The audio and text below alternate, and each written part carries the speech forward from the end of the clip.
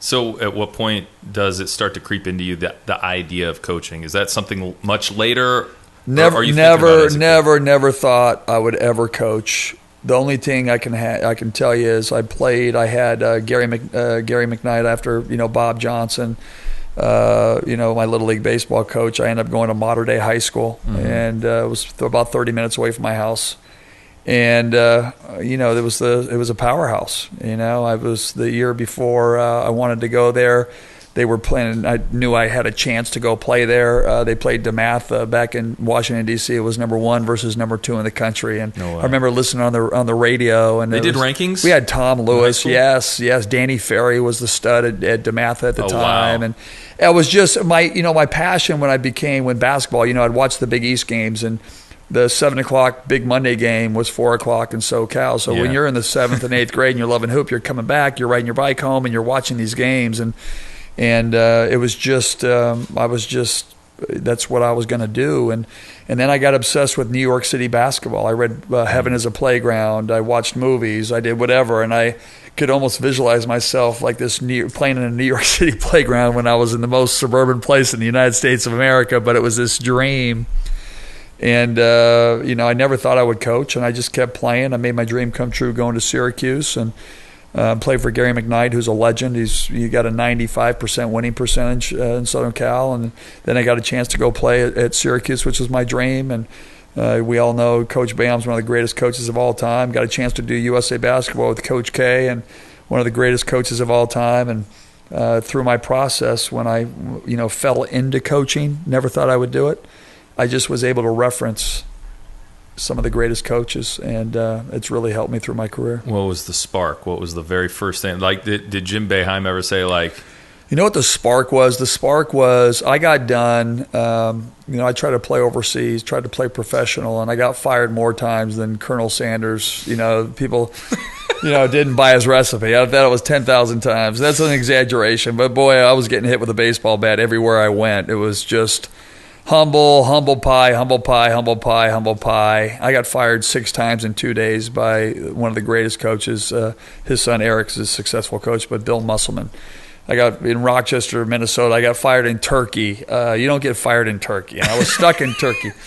And, what's funny is, how God works. I came back and, my wife now of 20 years was back in Syracuse. And I got done. It was, my career is over, and I'm going to go back. I'm going to work for my dad. It's sat there, listening to my dad and my grandpa talk business and family business. I'm going to go back and work for the family business, and maybe I'll go back and go to grad school, whatever it may be. And I came back, and my dad had a bad year financially, and he wasn't able to hire me. And so, a mentor of mine, Marv Marinovich, calls me and says, listen, why don't you come over and work out some kids? And so I started giving piano lessons, basketball lessons to 6th grade and under kids.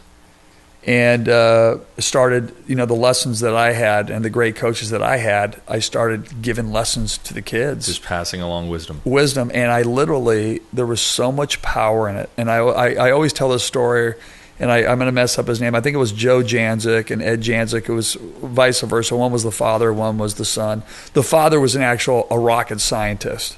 Okay, so he's he's a rocket scientist. Like you worked at NASA? He's a rocket scientist. Well, he's a scientist or had worked at NASA, this and that. But, very successful guy, entrepreneur. He got into other business. But I'd worked with his son, and he had a son who was he was a lot bigger at his age. So imagine 6th grade, but he was taller than everybody by a head. You know what I mean? Like he went shoulders to head. I mean, Those kids blocked my shots. Block your shots. Yeah. And they lived in the beach, Capo Beach, beautiful spot. And I'm giving him lessons. And the kid is as awkward as he just hasn't grown into his body.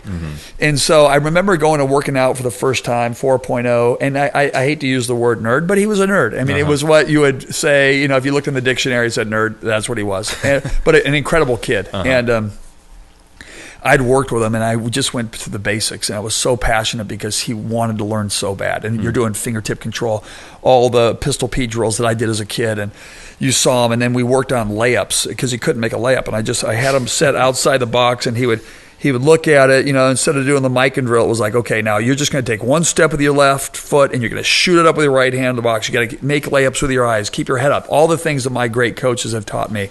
Simple, right hand, left hand, ball handling, shooting, foul shot. And I'm telling you, time after time, 3 days a week, 3 days a week, 3 days a week. I'm telling you, the kid starts to get like 25 points and 30 points in his games because he was so big, he would get the rebound. Yeah. And he would make the layup. I mean, think about and his confidence started booming to the point of his dad called me and says, Mike, what did you do? And I said, what do you mean? He goes, my kid doesn't want to study anymore.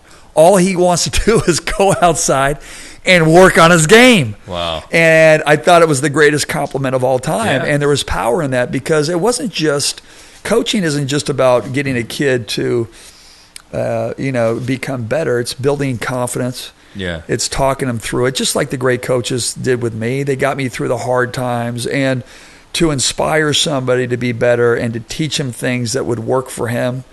He started thriving in all areas of his life. So that was power to me, and that's what I wanted to do. So it was like God putting me here. Like, how many times do you get fired and then your dad can't hire you? Tony, come on. Yeah, your dad can't hire you.